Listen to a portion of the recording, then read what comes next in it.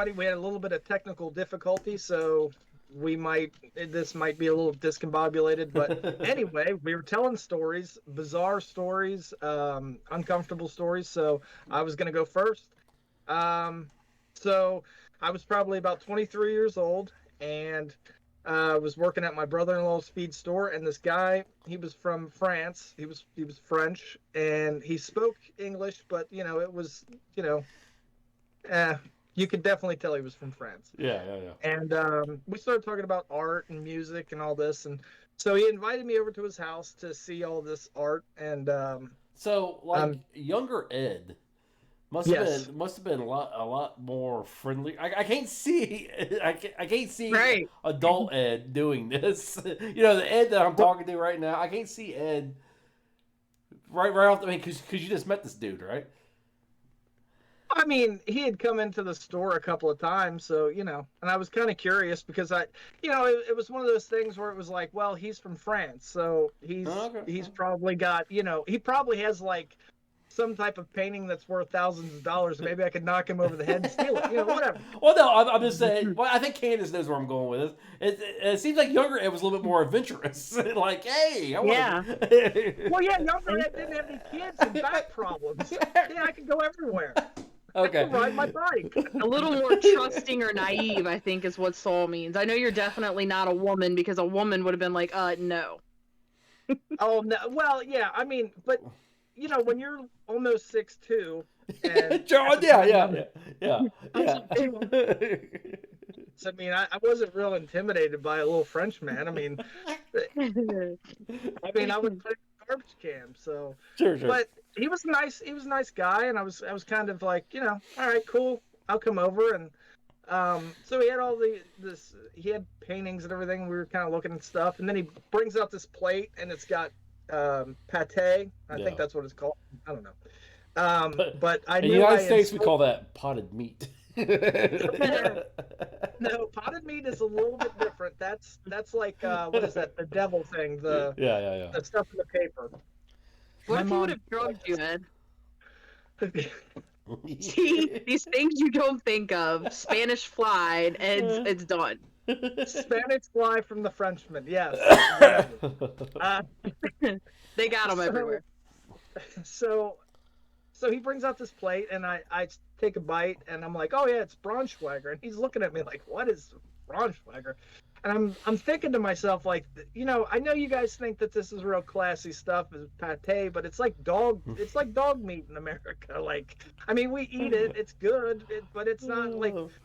I shop at Walmart. I eat Braunschweiger, but I don't call it pate. But let's just go with it, whatever. So I probably insulted him, and about halfway through the conversation, I realized that he thinks that this is like a date or something. Like, it turned very uncomfortable, and I probably was uncomfortable, and he never came back into the feed store, probably because I let him know that this wasn't going to go anywhere. So, but yeah, that was the first time this has ever happened to me. Like, this has happened like 2 or 3 times, and it's bizarre. You want to hear another one? Sure, yeah, sure. Okay, so this guy, I worked with this guy, real nice guy. He was a little goofy. He kind of reminded me of Gilligan from Gilligan's Island. And but he was a real big Beatles fan. And at the time I was probably like 19, even more naive. So I go to this guy's house, and he's got like all these old albums from like all these British bands, and I'm like fascinated by this. And he has a piano. And so I'm like, cool. So I go over there and I start playing the piano, and all of a sudden I notice that this dude is sitting next to me playing the piano with me. It's like he thinks I'm Kiki D and he's Elton John.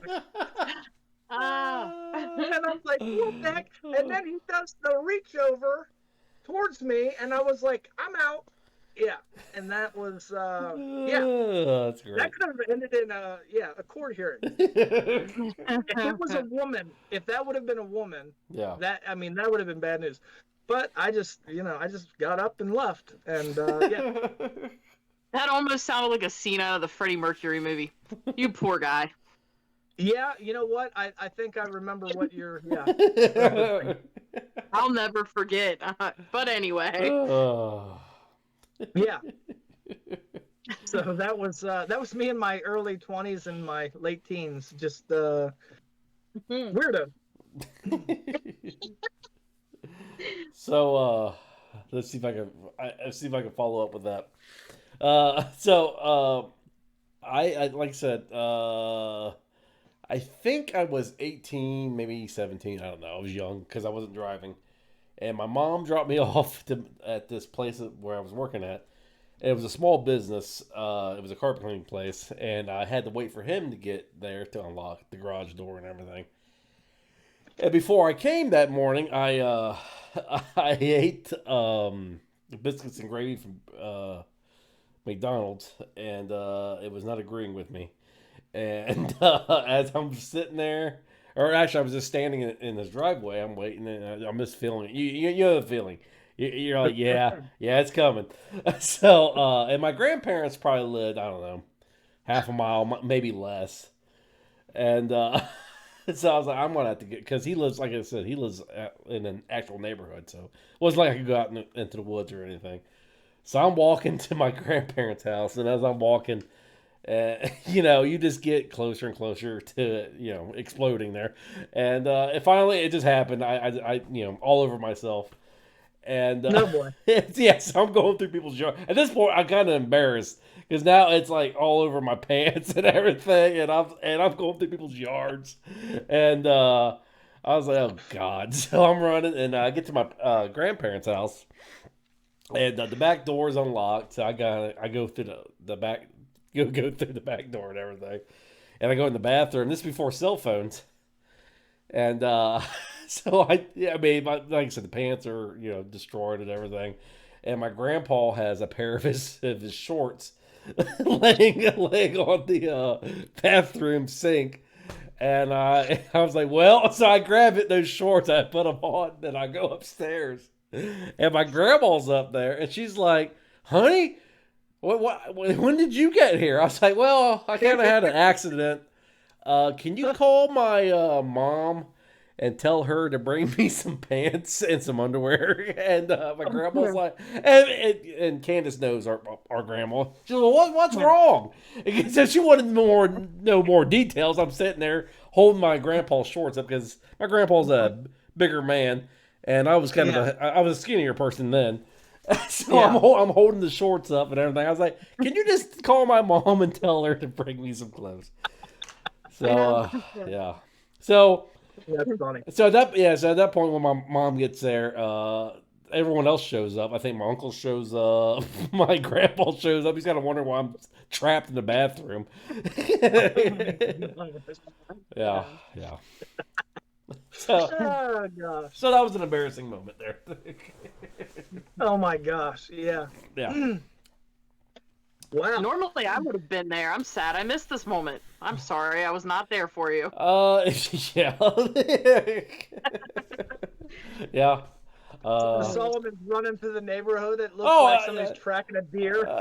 Dude, it was great because I'm like, you can't run because of the situation happening. I mean, it just, you feel disgusting. Yeah, it's yeah. Yeah. All right. Wow. Okay. Candace, you're up. You got anything? I don't know that. Well, I got things that will top that, but either I don't think there's a rating appropriate for them, or I only remember bits and pieces because we got to remember I am in recovery, so there have been many embarrassing moments. I would have to say the strip search and the squat and cough. It's pretty embarrassing, pretty humiliating. But sadly, I did it more than once. Sure. The first time it didn't quite embarrass me enough. Sure. But the other moments I don't think we can share. We'll have to make a special rating for that and discuss this off air at some point. Well, pick one that you can share. Okay. Well, I guess I will pick the time that it was right after I had my son. He was about 3 months old, and I hadn't drank that whole time, obviously, when I was pregnant and after that. So I was out of practice. And I went out with a friend. That's how I ended up running into my husband Ed again. We had known each other before that, hadn't seen him for a couple years. Didn't really know he liked me at that point, but found that out too. So anyway, I'm out at the bar drinking with friends and stuff. I drank tequila. I couldn't even tell you what else. We decided to go and see Ed and hang out with him. Well, I ended up spending a good portion of the night puking in his bathroom and coming out and apologizing and puking some more and coming out and saying I'm sorry. I just remember his NASCAR shower curtain. So then I end up it was that's not a good impression to leave. Sure. So I end up getting a text, and it's from this number. Well, it was Ed, and all he was saying was, I'm sorry, I'm sorry, I'm sorry. So apparently I just spent the whole night saying, I'm sorry. And that led into this wonderful romance we have now. It was all built on puking. Oh, okay. Wow, that is a beautiful origin story of your That's a good way to break the ice, though, I mean, after that, what else do you really have to be embarrassed about? Yeah, I mean, you know what this person is going to be like if they get the flu? If they ever drink too much again? Yeah. So, I have one that I didn't do, but I was witness to. If you guys would care to hear that. No, go ahead. Of course. So it was I was working at the pharmaceutical company, and I'm not going to say the name because I don't know, we might have broken some FDA laws here. I don't know. So, but so we made this one product with these big V blenders. I don't know if you know what a V blender is. Basically, it's a big blender shaped like a V. But this thing is about the size of, I don't know, let's say about the size of a small house. It's huge. And it's in this room, and it rotates. It goes in a circle and everything. Well, Yep. So we're in the middle of cleaning this, okay? And what you do with this, you fill this thing up with water, put soap in it and everything, and you put it on the spin cycle. So I tell the guy, I was like, because he was a new guy, I was like, all right. I was like, you cannot fill this thing up full of water because that's a lot of weight. So you can't. So you can only you can't even fill up halfway. You got to just do it just a little bit. So we end up doing that. Okay. So we're going in, spinning and everything, and water's sloshing around and everything. So we get to the end of the spin cycle. I was like, all right. So I'm like, go down there and hit the E stop. I'm going to hit the E stop up here because we always like to hit the two E stops just to make sure it doesn't start up because if that thing started up, it would kill you type thing. So I was like, don't do anything else. Just hit the E stop when you get downstairs because you have to actually walk down like a flight of stairs to get down to the bottom. Okay. And one person stays up top. So you're about 2 stories up type thing. Yeah. So I'm upstairs and for whatever reason, he hits the E stop. Well, he goes to the release valve of the water, and I'm not ready for this yet because I'm taking the lids off. I'm not paying attention. And all of a sudden I hear,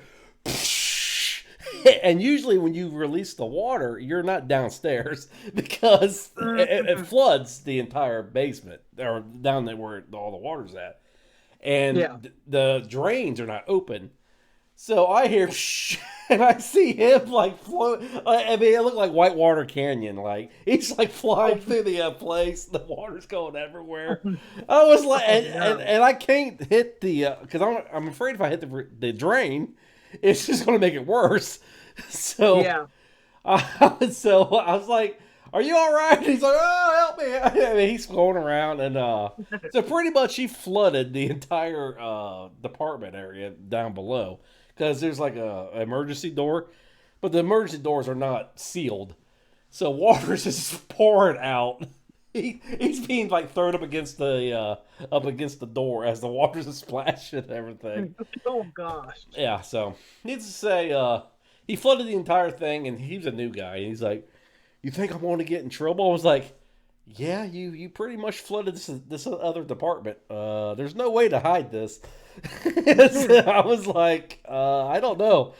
So yeah, needless to say, he got fired. I would have told him to get a mop. I would have been like, "It'll be fine. Just grab a mop, just to see how long you." I know. I mean, it flooded the entire area down. I mean, I was like, I'm like, we're gonna have to tell somebody, man. There's the people there's actually 20 people down there working doing other drugs and everything. So they're Wow. like, they're like, what's going on? I was like, yeah, new guy over here. So he's like, is there a way we can talk to tell the boss? I was like, dude, you're going to have to tell the boss. I was like, there's no way to hide this. I'm sorry. I was like, I ain't taking the blame for it. So anyway, As the boss swims over. oh yeah, the boss came down, and I mean he's like walking. I mean the water's up to his knees. I mean, like I said, it's bad. And Oh my gosh. yeah, so he got fired. I have a similar story to that. I was a little distracted because right above me, all I kept on hearing was, "Daddy, Daddy, Daddy." I'm like, what is going on? And then all of a sudden she starts crying, and I have no idea what's happening up there right now. But anyway, I was a little distracted, but that was a great story. Yeah. But I was fairly new at I was pretty new at this job because I hadn't even been able to run the forklift. I was working in a warehouse, so I just had a pallet jack, and this place made like car wax, and it was in gallon bottles. There was 4 to each case, and there was normally I think 32 on a pallet. Yeah. And I'm just going through and I'm picking this order, and I'm not really paying attention because it's hot. I don't like the idea of pulling this pallet jack. I want to drive the forklift, but I had to be certified, so Yeah. I'm pulling along, and all of a sudden I feel something kind of hit I hit something with the pallet jack, and by the time I realized what it was actually the leg to the racking system of all of the wax. Yeah. Oh no. So hundreds of boxes start to collapse, and the whole racking system comes down. Yeah. There is wax everywhere. Yeah. I mean, it is everywhere. It's on me. It's on the floor. And my supervisor, or the plant manager, he comes out, and he just looks at me, and he just shakes his head like, "You are an idiot.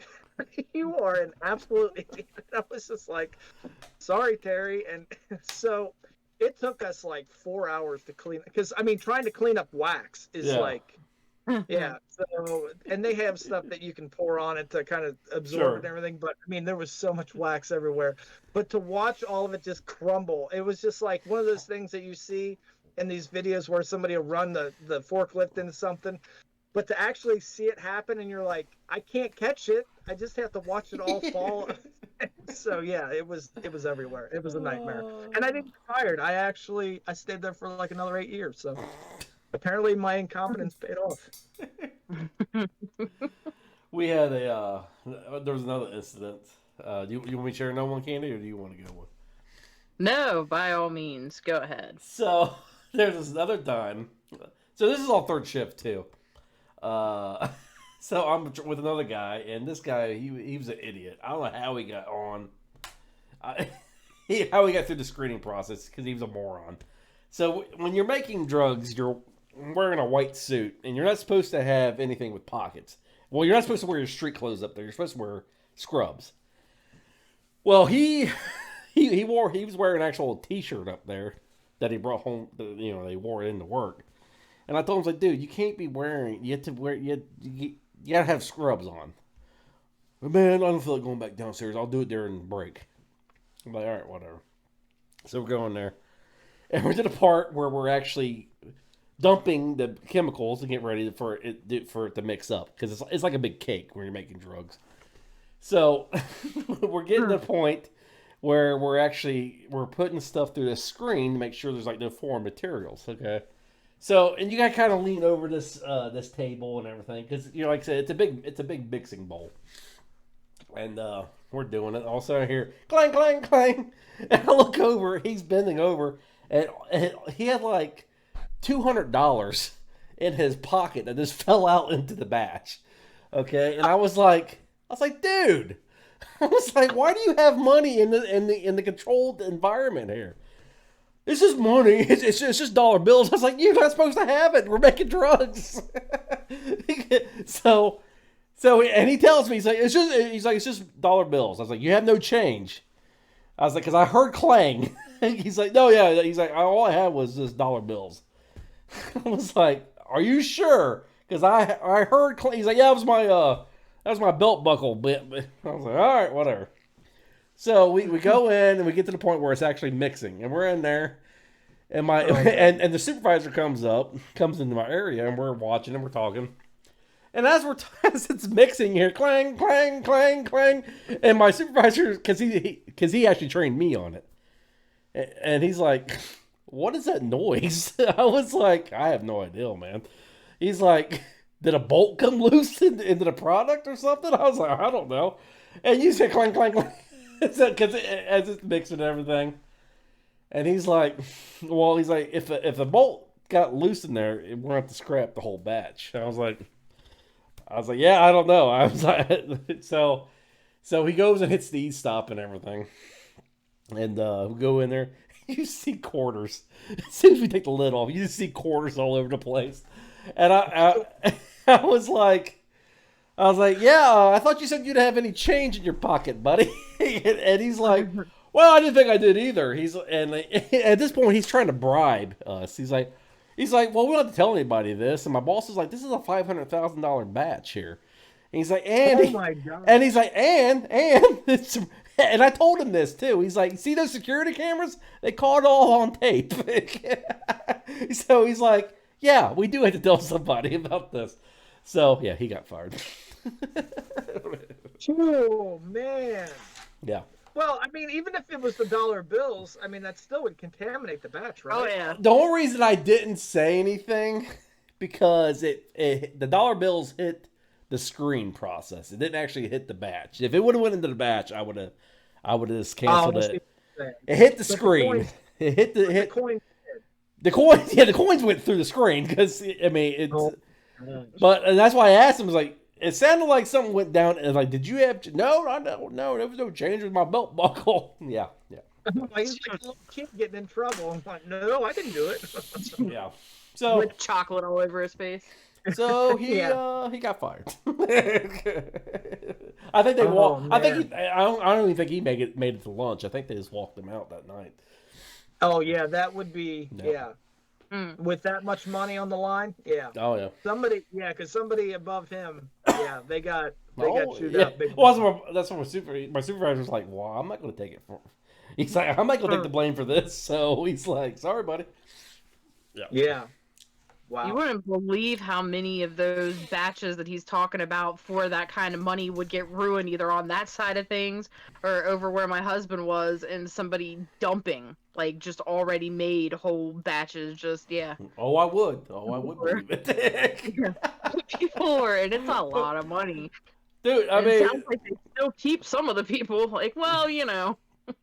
I mean, I'm surprised the pharmaceutical companies don't have you just throw the employees in the batch with it. Like, you know what? You screwed up. You're done, buddy. Well, I don't know, man. Because some of the, like I said, I could do a whole series about stuff that I saw that go into drugs. I'm like, yeah. So. Me too, but just not from there. Yeah. All right.